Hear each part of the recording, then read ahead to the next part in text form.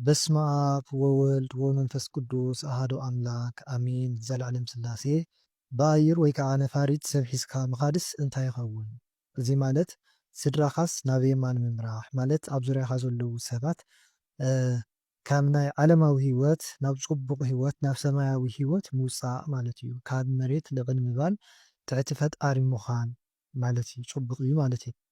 ፀሓይ እንዳፀሓኹስ ሓዲረ ሕማቕን ጽቡቕንስ ምፍላይ ማለት እዩ። ንኣብነት ብግለሰብ ብርኪ እንድሕር ደኣ ኮይኑ ዘይጠቕሙካ ሰባት ዘይጠቕመካ ባህርያት ጸላኢ ሰናያት ምርሓቕ ምግላል እዩ ማለት እዩ። ብሕብረተሰብ ደረጃ ወይ ከዓ ብጀነራል ናይ ኩሉ ዓለም እንድሕር ደኣ ኮይኑ ከዓ ሕርሻ ዓለም እያ። ስለዚ እግዚኣብሔር ኣምላክ ዘይጠቕሙ ምስ ጻድቃን ተመሳሲሎም ዝነብሩ ሰባት ምስ ጥዑያት ሰባት ጥዑያት ዝመስሉ ግብሮም ካልእ ዝዛረብዎ ግን ካልእ ዝኾኑ ሰባት የጽርዮም ከም ዘሎ ይፈሊ ከም ዘሎ ናቱ ዝኾነ ህዝቢ የጻሪ ከም ዘሎ ይፈሊ ከም ዘሎ እዩ ማለት እዩ። ካልእ ከዓ እቲ ሕርሻ ብልቦና ክምሰል ይኽእል እዩ ማለት እዩ። ስለዚ ኣብ ልቦናኻ ዘሎ ቂም ኣብ ልቦናኻ ዘሎ በቐል ኮታስ እቲ ሕማቕ ነገራት ወይ ከዓ ሓሳባት ንሶም ምውፃእ ምውጋድ ማለት እዩ። እኽሊ ምዕጻድሲ እንታይ ይኸውን? እቶም ዓፀድቲ መላእኽቲ ክኾኑ ከለዉ እግዚኣብሔር ኣምላኽ ናቱን ዘይናቱን ሰባት ይፈሊ ከም ዘሎ ማለት እዩ። እታ ሕርሻ ከም ዓለም ክትኸውን ትኽእል እያ። ስለዚ ኣብ ዓለም ዘሎ ኣብ መሬት ዘሎ ኩሉ ወዲ ኣዳም እቲ ጻድቃን እቶም ጻድቃናትን እቶም ሓጣንን ይፈሊ ከም ዘሎ እግዚኣብሔር ኣምላክ እዩ ማለት እዩ። ወይ ዝፍለየሉ ግዜ ከም ዝቐረበ እውን ክኸውን ይኽእል ወይ ከዓ እግዚኣብሔር ኣምላኽ ናቱ ዝኾኑን ናቱ ዘይኮኑን ጻድቃንን ሓጣንን ከም ዝፈሊ እዩ ማለት እዩ። ካልኣይ እውን እንታይ ክኸውን ይኽእል? ህልቀት ናይ ደቂ ሰባት ናይ ደቂ ኣዳም ናትና ማለት እዩ። እዚ ማለት ብሕማም ብኽትራን ብዓመፅ ብውግእ ወዘተ ብከምዚ ሕማቕ ነገራት ብናይ ተፈጥራዊ ሓደጋታት ይኹን ብሰብ ዘምፅኦም ሓደጋታት ናይ ደቂ ሰባት ህልቀት ኢኻ ትርኢ ዘለኻ ማለት እዩ። ብኻልእ እውን ክኸውን እውን ይኽእል እዩ። ዝውን ብሕልመይሲ 3 ሰባት ነርና ኣነን እቲ ፍቕረኛይን ከምኡ እውን ናይቲ ፍቕረኛይ ሰሓቡ ማለት እዩ። ካብኡ ብኣካል በቲ ኖርማል ላይፍ ጊዜያዊ ቀለበት ኣሲርና ነርና ፕሮሚስ ጌርና ነርና ማለት እዩ። ናይ ብር ቀለበት ኣሲርና ነርና ጌርና ነርና እና ኣብዚ ሕልሚ ግን ዛናቱስ ናብ ወርቂ ቀለበት ዝቐይራ ዛናተይ ግን ከምዛ ልላታ ካብኡስ ውሽጠይሲ ከመይ ደኣ ናይኸ ወርቂ ዘይኮነት ይብል ካብኡ ኢዱ ስሕብ ኣቢለሲ ኣብዛ ቀለበት ለላታ ኢዱስ ይስዕሞ ብድሕሪኡ ሰለስቴና ማለተይ ዝሓውን እና ዝፍቕረኛይ ከምኡ እውን ኣነ ኮይናሲ ናብዚ ኣልጋ ደይብናስ ሰለስቴና ብሓደ ሃሪስናስ እዝስ እንታይ ይኸውን? ካብ ብሪ ናብ ወርቂ ምቕያር ኣብ እምነቱ ከም ዘሎ ጽንዓት ከም ዘሎ ግን ማዕረ ማዕረ ተትቕየራ ነይረን ናይ ክልቲኹም ማለት እዩ ልቦናኹም ሓደ እዩ እንብል ነርና ማለት እዩ። ኩሉ ሓሳብኩምሲ ሓደ ዓይነት እዩ ንበልና ነርና ኮይኑ ግን ናቱ ጥራይ ምቕያሩ ናብ ወርቂ ምቕያራታ ቀለበት ንሱ ኣብ ጽንዓቱ ኣብ ቃል ኪዳኑ ከም ዘሎ እዩ ማለት እዩ። ንስኺ ግን ብዝተፈላለየ ምኽንያት ብሃፍቲ ብመልክዕ ብዝኾነ ነገር ኣብቲ ቃል ኪዳንኪ ቁሩብ ከምዘየለኺ ወይ ከዓ ካብቲ ዝኣተኽዮ ቃል ኪዳን ቁሩብ ድሕር ከም ዝበልኪ ክኸውን ይኽእል ማለት እዩ። ሓንቲ ናይ ስደት ሓፍተይ ናተይ ካምጃ ማለት ሸሚዝ ጌራሲ መልጎሙ ከለጎመት ሽጉርቲ ክትመትር ስርየያ እዝስ እንታይ እዩ? ሸሚዝ ማለት ሓዳር ጸጋ ዕድል ወዘተ እዩ። ስለዚ እታ ሰብ መንእሰይ እንድሕር ደኣ ኮይና ኣዴና ሰማያዊት ቅድስት ኣርሴማ ንዓኣ ተመሲላ ሽጉርቲ ብክልተ እዩ ዝፍታሕ እዩ ዝበሃል። ስለዚ በቲ ጽቡቕ ፍቱሕ እንተኸይድና ቃል እግዚኣብሔር ስለ ዝበሃል ቃል እግዚኣብሔር ብዝርድአካ ብዝጥዕመካ መልክዕ ኣድቅቅ ኣቢላ ማለት እዩ ትህበካ መቲራ ትህበካ ከም ዘላ እዩ ማለት እዩ። እቲ ሸሚዝ ምግባራ ከዓ ንሳ እቲ ቅድም ዝበልክኻ ሸሚዝ ማለት ሓዳር ጸጋ ዕድል ክኸውን ስለ ዝኽእል ወይ ከዓ ውልድ እውን ክኸውን ስለ ዝኽእል ወዲ ተባዕታይ ውልድ እውን ይበሃል እዩ። ንሱ ኣዴና ሰማያዊት ቅድስት ኣርሴማ ከም ትበካ ክኸውን ይኽእል ማለት እዩ። ሓደ እዚ ካልኣይ ሽጉርቲ ጽቡቕ ኣይኮነን ማለተይ ነገር ይበሃል እዩ። ስለዚ ሕጂ እውን እታ ሰበይቲ መንእሰይ እንድሕር ደኣ ኮይና ኣዴና ሰማያዊት ቅድስት ኣርሴማ ዕብይ ዝበለት እንድሕር ደኣ ኮይና ከዓ ዓባይ ሰበይቲ እንተኮይና ከዓ ኣዴና ድንግል ማርያም ወላዲተ ኣምላክ ፈተና ዝኾነካ ነገር ወይ ከዓ ፈተና ዝኾኑኻ ጸላኤ ሰናያት ትመትሮም ተደቕቖም ከም ዘላ ተድኽሞም ከም ዘላ ኣበይ ፈተና ዝኾኑኻ ኣብቲ ጸጋኻ ኣብቲ ዕድልካ ኣብቲ ሓዳርካ ማለት እዩ። ጥንስቲ ቅርሺ ክትበካ ከላስ እንታይ ይኸውን? እዚ ከዓ ብክልተ እዩ ማለት ብኣካል ጥንስቲ እንድሕር ደኣ ኮይና ውልድ ተካፍለካ ከም ዘላ እዩ ማለት እዩ። ካልኣይ ብሕልሚ ተኾይኑ እቲ ጥንሳ ግን ሕማም፣ መከራ፣ ጭንቀት ጥንሲ እዚ ስለዝኾነ ሓሳብ ስለዝኾነ ንሱ እያ ትበካ ዘላ ተካፍለካ ዘላ ማለት እዩ። ናይ ጓለይ ወረቓቕትስ ዝምላእ ነይርኒ ነቦ ጓለይሲ ምልኣለይ ኢለዮ ኣይመልኣልክን እየ ኢልኒ ክዳን ናይ ቆልዓ እንኪ እዚኣ ንኣ ኢሉስ ይብኒ ተቐቢለዮ ነቲ ክዳውንቲ እውን ይርዮ ከዓ ነይረ እዚ ከዓ ኣብ ማህደርሲ እትዋ ፈርመላ ትብል እዮ ከም ዘለኹ ማለት እዩ። ንኣብነት ውርሲ ክኸውን ይኽእል ካልእ ከዓ ሃፍቲ እንጀራ ይህልዎ እሞ ንዓ ግን ዘይግደሰላ ይኸውን ነቶም ዳሕረዎት ነቶም ናይ ሕጂ ዘለዉ ውሉዱ ንዖም ጥራይ ዝግደሰሎም ይኸውን እሞ ንዓ ነታ ውልድክ ግን ብዘይረብሕ ብንእሽተይ ነገር ይድልላ የታልላ ከም ዘሎ ማለት እዩ ክዳን ሂብዋ ስለ ዝበልኪ። ስለዚ ብግዝያዊ ዝኾነ ነገርሲ ኣይትሸውዳ ማለተይ ናብቲ ማህደር ናብቲ ውርሲ ስእትዋ ክኸውን ይኽእል ማለት እዩ። ሓደ እዚ እዩ። ካልእ ከዓ ቀዋሚ ዝኾነ ህያብ ሃባ ቀዋሚ ዝኾነ ህያብ ክንብል ከለና ግድን ምስ ንዋይ ወይ ከዓ ምስ ንብረት ጥራይ ዝተሓሓዝ ዘይኮነስ ፍቕሪ ሃባ ከም ጓልካ ረኣያ ከምቶም ካልኦት ውልድ እንድሕር ደኣ ሃልዮሞ ማለት እዩ። ከምቶም ካልኦት ውልድካ ጌርካስ ሕሰባ ረኣያ ትብልዮ ከም ዘለኺ ብዝሓልፍ ግዝያዊ ብዝኾነ ነገርሲ ኣይትግበረላ ትብልዮ ከም ዘለኺ እዩ ማለት እዩ።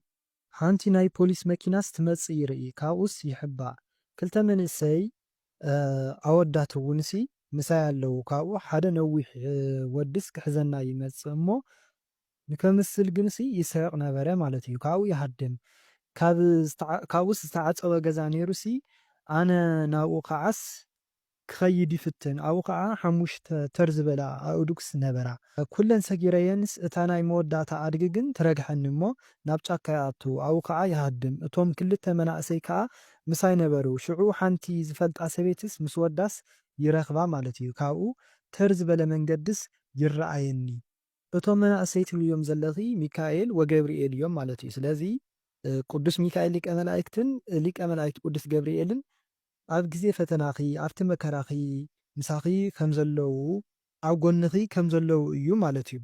እቲ ትጎዮ ዘለኺ ጉያ ከዓ ህውከት ሓሳብ ጭንቀት ሃለውሎ ምባል ብእንጀራ ዓለም ክኸውን ይኽእል ብኩሉ ብነፍሲ እውን ክኸውን ይኽእል ማለት እዩ። ስለምንታይ ጉያ ዕድመ ፈተና ጭንቀት ሓሳባት እዮም ማለት እዩ ብኸምኡ ስለ ዝፍታሕ እተን ኣእዱግ ከዓ ጸላኤ ሰናያት ርኩስ መናፍስቲ ወይ ርኩስ መንፈስ እዩ ማለት እዩ።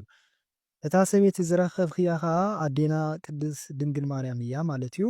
ንዓ ምስ ረኣኽያ ከዓ መንገዲ ትረኽቢ ማለት ናብቲ የማናይ መንገዲ ዝመርሕ ናብቲ መንፈሳዊ ህይወት ዝመርሕ ብሩህ ዝኾነ መንገዲ ክውን ብሩህ ይኸውን ማለት እዩ። ነዴና ድንግል ማርያም ክትረኽቢ እያ ከለኺ ወይ ከዓ ንዓይ ለምንኒ ካብቲ ኣብ ጭንቀት ኣብ ሓሳባት ኣብቲ ሃለው ሃለው ምባል ብናይ እንጀራ ክኸውን ይኽእል ብዝተፈላለየ ኣብ ህውከት ትህልው እሞ እንተሃሊኺ ማለት እዩ። ስለዚስ ንዓይ ለምንኒ ኣነት መንገዲ ክሕብረኪ ንዓይ ሕተትኒ እያ ትብለኪ ዘላ ኣዴና ቅድስት ድንግል ማርያም ማለት እዩ። ሚካኤል ወገብርኤል ከዓ ይራድኡኺ ከም ዘለዉ እዩ ማለት እዩ። ጸለምቲ ፖላይሲ እንዳጓየዩኒ ሽዑ ናብ እንዳ ዓመይስ ኣቴስ 3 ማዕጾ ኣሎ 3 ማዕጾስ ዓጽየዮ እቶም ዘጓየኹ ዘለዉ ጸለምቲ ፖላይስ ትብልዮም ዘለኺ ርኩሳት መናፍስቲ እዮም እና ካብ ጸላኤ ሰናያት ምምላጥ እዩ ማለት እዩ። ኬድኪ ዝገዛ ተዓጽዮ ዘለኺ እቲ ገዛ ከዓ በዓልኺ ልቦናኺ እውን ክኸውን ይኽእል ማለት እዩ። ብኻሊእ እዚ ማለት ኣንደበትኪ ሕማቕ ካብ ምዝራብ ሕልናኺ ከዓ ሕማቕን ጽቡቕን ምፍላይ ልቦናኺ ከዓ ሓሳብኪ ኩሉ ነዚ ንከይሕዙ ዓፂኽዮም ከም ዘለኺ ልቶም መናፍስቲ እውን ክኸውን ይኽእል ማለት እዩ። ብሓፈሻ ግን ካብ ርኩሳት መናፍስቲ ምምላጥ እዩ ጽቡቕ እዩ።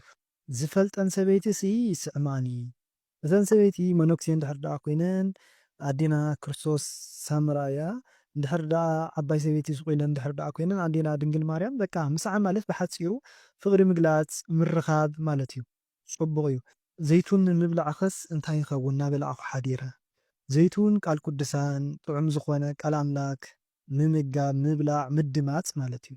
ሓንቲ መሓዛይሲ ንገዛይ ትመጽእ እሞ ደቂሰ ከለኹስ እንዳሰሓቐት ኣትያ ኣነ እውን እንዳሰሓቅኩስ ተቐቢለያ ሽዑ ክዳውንተይ እንዳፈተሸትሲ ኮርያ ብድሕሪኡ ማለት እዩ እንታ ደኣ ኮንኪ እንተበልክዋሲ ምዝራብ ዝተኣበየኒ ሽዑ ክዳና ስራኣ ማለት እዩ ገዲፋትለይስ ከይዳ እንታይ ደኣ ኮንኪ ተበልክዋስ ዘይትምልሰለይ ካብኡ እውን እንትፍ እንተበልኩሲ ደም ኮይኑ እዚ ከዓ ኣብታ መሓዛኺ ዘሎ ኣብ ልዕሊኣ ዘሎ መንፈስ ቀናዕ ከም ዝኾነ መናው ከም ዝኾነ ከምኡ ዓይነት መንፈስ ከም ዘለዋ እዩ ሕፅር ብዝበለ ማለት እዩ ክዳን ክትፍትሽ ዘላ ከዓ ኣብ ሓዳርኪ ሓዳር እንድሕር ደኣ ሃሊኪ ሓዳር እንድሕር ደኣ ዘይብልኪ ብሓፈሻ ንዝመፅእ ዋላ ንድሕሪ ሕጂ ንዝመፅእ ናይ ሓዳር ነገራት ኣብኡ ኣብታ መሓዛኺ ልዕሊኡ ኣብ ባዕላ ዘሎ ርኩስ መንፈስ ኣብኣ ዝሓደረ ርኩስ መንፈስ ይቐነልኪ ከም ዘሎ ሓዳር ንከይትረኽቢ ይፅዕረልኪ ከም ዘሎ እውን ክኸውን ይኽእል ማለት እዩ።